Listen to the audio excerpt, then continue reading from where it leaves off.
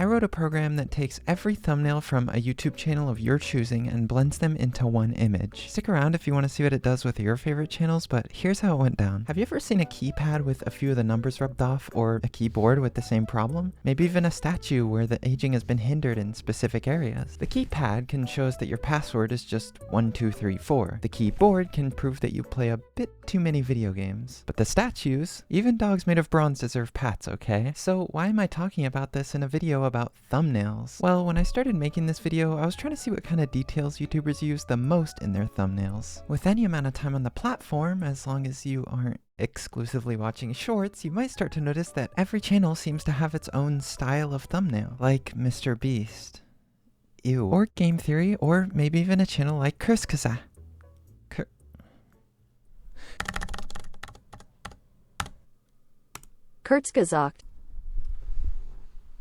Kurzgesagt have completely different styles to fit their content in particular. So what do they put in their thumbnails the most? Well, we could just manually stack them and see what details come out on top. So layering 5 of them in Photoshop, all with 50% opacity, wasn't enough. Not only did it barely show that there's usually text on top with an image on the bottom, which was already pretty obvious, I had to manually download and layer each one. I wanted to not only do it efficiently, but come up with a result like what you saw in the thumbnail of this video. And to do that, I was gonna have to learn Python. Python, being a programming language, was definitely going to be difficult to learn.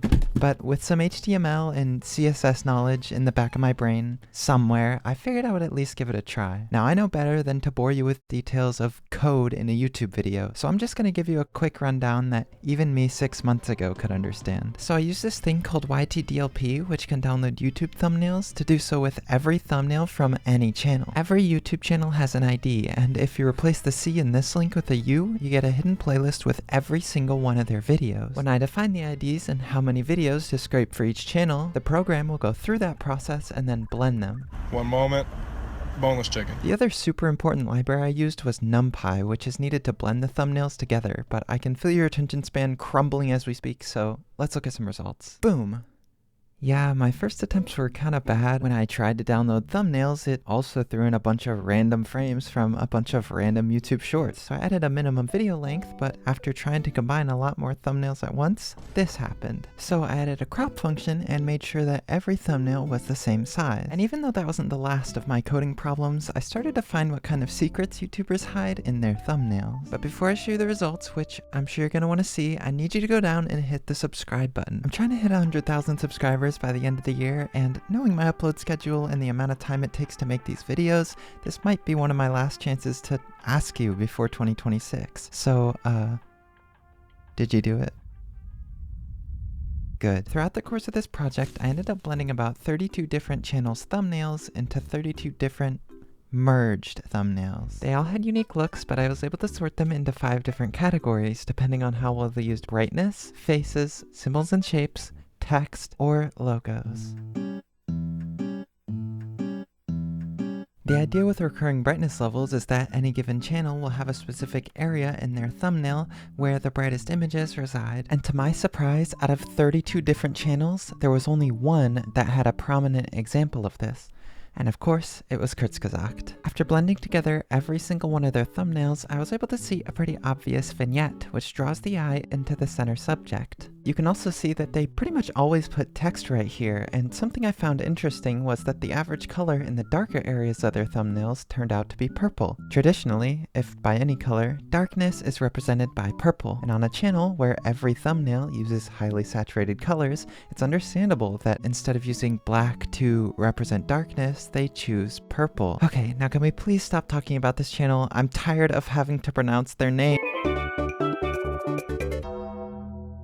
One of the first things you might notice about thumbnails on YouTube is that they often have some pretty extravagant faces. So you honestly might not be that surprised that 8 of the 32 channels are in this category. These channels like to consistently put faces, whether it be their own or someone else's, in the same place time and time again. Northern Lion puts his face in the bottom left with whatever game the video features on the right. Corey Kenshin occupies the opposite corner, and his videos are usually about horror games, so his his thumbnails end up being a lot darker. And then there's Nick Crowley and the Vlog Brothers, who, while having very different styles, don't consistently place their faces as much as the others. Instead, you can kind of see some more general areas where they tend to go. And then there's the Needle Drop and Penguin Z0, who not only pose the same for all their thumbnails, but are in the same location every time. So we end up with this really cool amalgamation of all their slight movements, leaving a blank face for each of them. It's also pretty cool that you can easily see what does change in the backgrounds. You can see where Fantano has moved albums or where Critical's claw machine has been used. Okay, so that's all the faces. What's that? You want to see Jay Aubrey's results?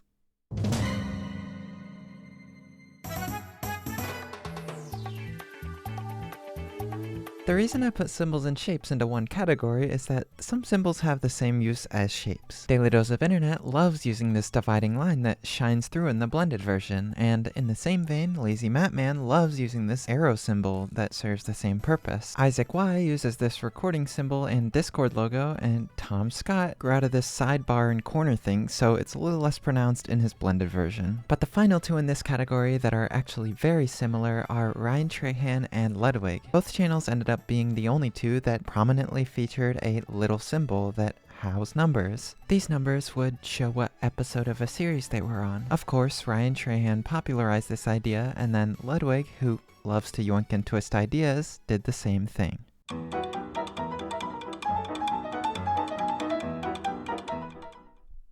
Although we've seen some text in other thumbnails so far, the most prominent to me were Pianta and Numberphile. Pianta makes these beautiful MS Paint creations that I envy, but they almost always have some text on the top, which kinda resembles what happened with Kurzgesagt earlier. And then we have Numberphile, whose 13 years of using this logo led to a pretty clear cutout of it, with a bunch of noise on the right, because on that side, nothing stays consistent.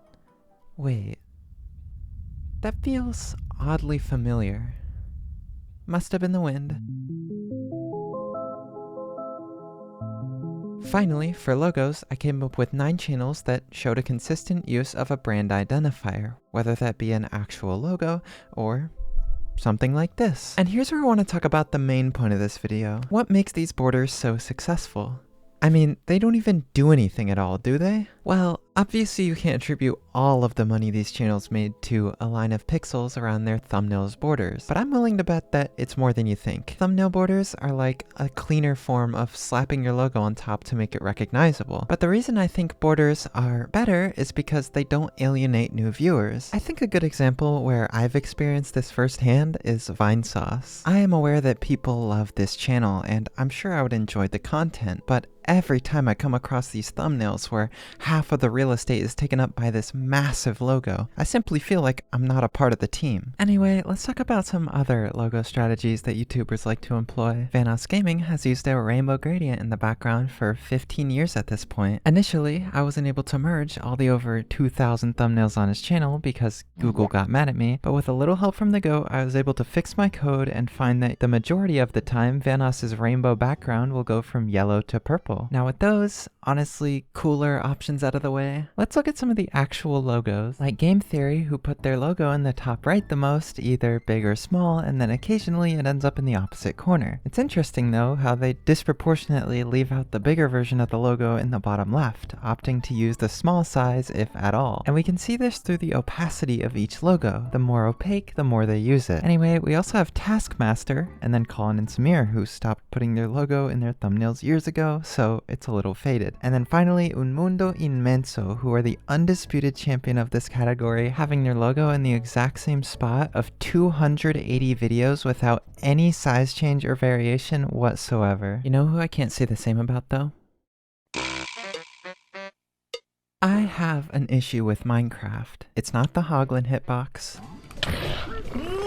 And it's not the lack of an end update, because it's actually this particular thumbnail on their official channel. At first glance, nothing seems off, even comparing it to their other thumbnails. I can even tell you that there's an issue with this thumbnail in the top right, and you might still not be able to notice, because honestly, I didn't either. But when I was looking at the max blend mode of Minecraft's thumbnails, I looked a little closer at this creeper face to see how many size variations they've used, and then I saw this. This is not a size variation. Let's at least compare it to their other thumbnails. Maybe I'm just misunderstanding. Okay, they literally just raised the bottom half of it by a pixel. Why? I understand the size changes, but this doesn't even give you more space. I must have discovered some sort of super niche troll by whoever made this, because how is this even possible? They moved the bottom half of it by 1 pixel without moving the bounding box or the eyes whatsoever. That has to be intentional. Please, if you know better than me here, just let me know in the comments.